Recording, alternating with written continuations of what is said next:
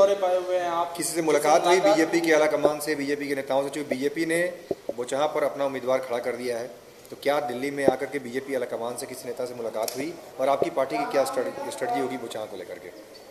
देखिए, दिल्ली में तो सबसे पहले मैं रात को ही आया हूँ। कुछ पर्सनल विभाग से जुड़ा हुआ काम था, पर्सनल भी कुछ काम था, वो काम के लिए मैं आया हूँ।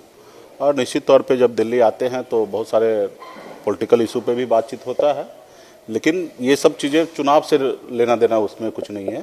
हम लोगों ने बाकी विशेष बातें पे सब चीज़ पे हुआ है, बाकी ये सब चीज़ की बात को कुछ नहीं है। और आपने जहाँ तक बोचहां में आपने कहा, तो ये तो पूरे बिहार को पता है कि वहाँ पे भारतीय जनता पार्टी के द्वारा वहाँ पे कैंडिडेट का नाम का घोषणा हो गया है। तो अभी हम यहाँ से पटना पहुँचेंगे और शाम 6 साढ़े 6 बजे मैं भी प्रेस कॉन्फ्रेंस करूँगा, और जो भी हमारे पार्टी की तरफ से कैंडिडेट होगा उसका नाम का घोषणा किया जाएगा। संजय जायसवाल कह रहे हैं कि आपको समर्थन देना चाहिए बोचहां विधानसभा सीट पर, सामने देखिए। ठीक है, अभी देखिए, जब चीज़ें हैं वो सब चीज़ का जवाब आपको आराम से 7 बजे तक इंतजार कीजिए। नाराजगी दूर हो गई? अरे नाराजगी इसमें क्या है, सब पार्टी स्वतंत्र है अपने चुनाव लड़ने के लिए, और जनता मालिक है। जनता के बीच में सब आदमी पहुंचना चाहिए और जनता के अपने अपने विजन बताना चाहिए, चीज़ें बताना चाहिए कि कौन क्या कर रहे हैं, कौन अच्छा कर रहे हैं या बुरा कर रहे हैं, चीज़ें है। और जनता मालिक है, बोचहां के जनता समझदार है, जनता सही समय पे सही निर्णय लेंगे। और रहा कि हमारी पार्टी है और हम लड़ेंगे। आपने कहा कि पॉलिटिकल इशूज पे भी चर्चा हुई है, किनसे आपकी मुलाकात हुई और क्या? कोई मुलाकात नहीं हुआ।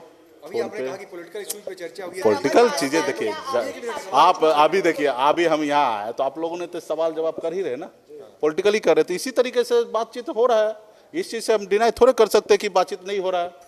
बातचीत तो हमेशा चलते रहेगा, यही चुनाव थोड़े है। 2024 में भी चुनाव होगा, उसके लिए भी चर्चा होगा। 24 में हो या पहले हो, चर्चा तो होना है। 2025 में बिहार में जो चुनाव होगा उसके लिए भी चर्चा होगा। तो चर्चा तो निरंतर जारी रहेगा चुनाव के समय में, और उसमें चुनाव लड़ना है, चुनाव लड़ के लोग जीतना है, हारना है, यही सब चलते रहेगा। संघर्ष वाला रास्ता चुना है। बॉम्बे के ऐशोआराम की ज़िंदगी को छोड़कर अपने लोगों के हक अधिकार के लिए लड़ाई लड़ने के लिए मैदान में उतरा। वहाँ पे हमको धूप छाँव थोड़े देखना है, उनके हक अधिकार के रक्षा के लिए लड़ाई लड़ते रहना है। तो कभी जीत होगा, कभी हार होगा। तो इस सब चीज़ से घबराना नहीं है। इंसान को हर चीज़ के लिए, परिस्थिति के लिए सामना करने के लिए रहना। अभी ये है कि इस सब चीज़ों से हमें और हौसला बढ़ रहा है कि मजबूती से अपनी तैयारी हमेशा रखते हैं। ठीक है। अजय निषाद कह रहे हैं कि आपके लिए रास्ता बंद हो चुका है, एनडीए में गुंजाइश कुछ नहीं बची है, खासतौर से बोचहां में अगर आप अलग चुनाव मैदान में उतरते हैं या जो भी होता है। भाई, हम कहीं पे रास्ता बना ही नहीं रहे तो रास्ता क्या बंद हो जाएगा? हमारी अपनी दुनिया है, हम अपनी दुनिया में जी रहे हैं, उनकी अपनी दुनिया है, वो अपनी दुनिया में जिए। ठीक है, वो मुजफ्फरपुर लोकसभा क्षेत्र के सांसद है, हमारे समाज के बेटा है, वो अपनी दुनिया में जिए, अपने क्षेत्र के जनता के लिए विकास का काम करे। हमारी दुनिया पूरे भारत है। आपने देखा कि किस तरीके से बिहार हो, यूपी हो, झारखंड हो, अपने लोगों के लिए लड़ाई लड़ रहे हैं। हम संघर्ष कर रहे हैं, वो जो उनको उचित लग रहा है वो करें। ठीक है, धन्यवाद।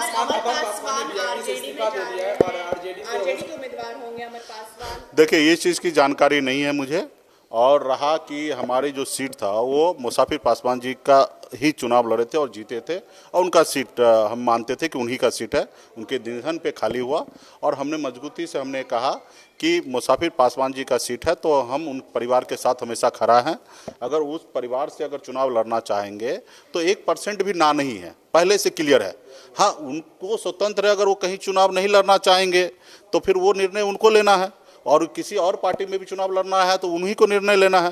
तो उस पर हम कोई दबाव नहीं देंगे। हमारा शुभकामना उन परिवार के साथ पहले भी था, आज भी है, और भविष्य में भी रहेगा उस परिवार के साथ शुभकामना। बाकी वो चुनाव लड़ना है, जहाँ के हम वहाँ पे मैदान में वीआईपी पार्टी चुनाव लड़ना है, अपने लिए लड़ना है और अपने जीतने के लिए लड़ना है। और वहाँ पे मजबूती से वीआईपी पार्टी चुनाव लड़ेंगे ही नहीं, जीतेंगे। इस बात का भी हम आपको पुष्टि कर रहे हैं। और आप देख लीजिएगा 16 तारीख को रिजल्ट होगा ना, उसमें आपको समझ में आएगा कि वहाँ पे पार्टी कौन जीता है, वो मजबूती से जीत होगा। अगर आरजेडी अमर पासवान को प्रत्याशी बनाती है तो क्या आप समर्थन देंगे उनको? अगर का समय होगा तो उस समय हम जा रहे हैं ना पटना, तो आप पूछिएगा उसका जवाब। अब पटना हम पहुँच रहे हैं, तब देख लीजिएगा।